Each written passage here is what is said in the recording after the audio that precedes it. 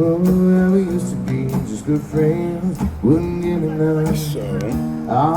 over yonder is the Gulf of Mexico and Hurricane Michael. So, being in Tampa Bay, they say that we're not going to get hit with the storm or the eye, but what is going to affect us here are the storm surges. So, I think we'll be okay. They're predicting a 2 to 3 foot, nothing crazy.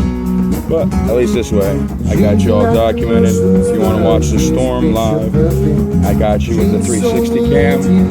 Alright, so yeah, hit me back if you want me to stream Hurricane Michael from Tampa Bay. St. Pete's Beach, baby.